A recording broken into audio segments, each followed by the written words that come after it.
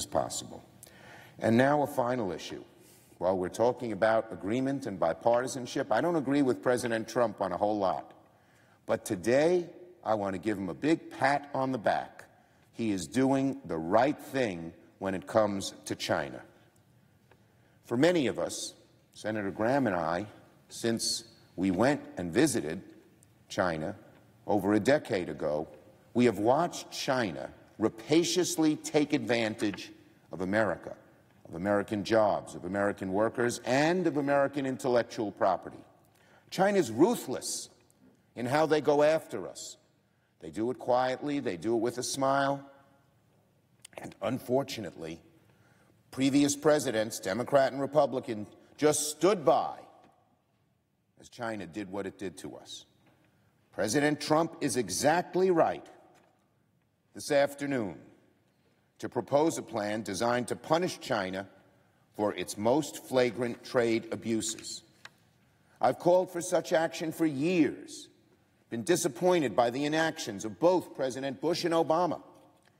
I'm very pleased that this administration is taking strong action to get a better deal on China, because China has stolen and extorted the intellectual property of American companies for years without repercussion.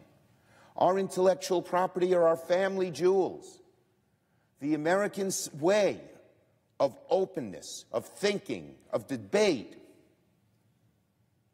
has created the kind of place where great thinkers come, think up great ideas, and those ideas are often translated into millions of middle-class, good-paying jobs.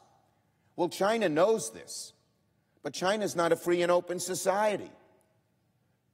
To achieve the kind of gains in advancements in technology and in biomedical science and in so many other things, they have to steal what we do, sometimes by buying our companies, sometimes by cyber theft, sometimes by just these joint ventures, and they tell American firms you can only come to China if you give away your intellectual property.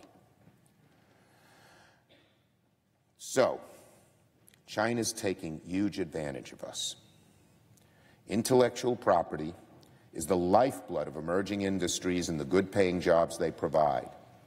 The American advantage of intellectual property is one of the main things that will keep us number one economically in this century, but not if we allow it to be stolen and taken advantage of.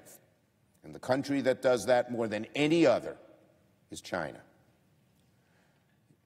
Intellectual property is the lifeblood, as I said, of emerging industries and the good-paying jobs they provide. So it's impossible to overstate the cost of IP theft to our economy and our workers. This sentence pains me. I think about it often.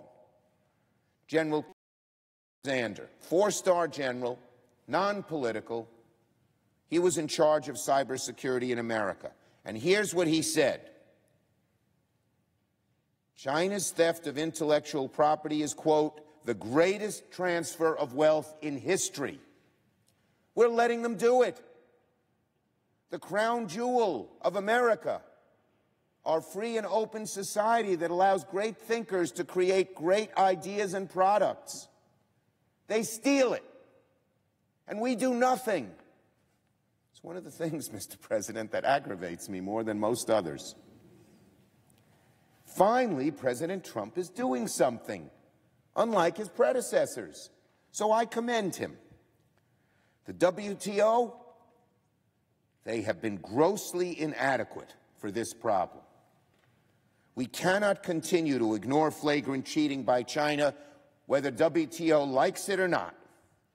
So the administration's announcement today is a leap forward. If this new push is going to be successful, we need our allies to work with us. Germany, Italy, France, Britain.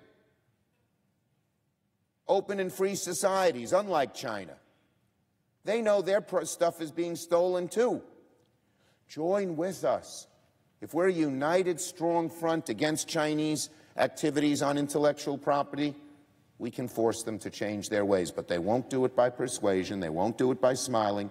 And frankly, they won't do it by diplomacy.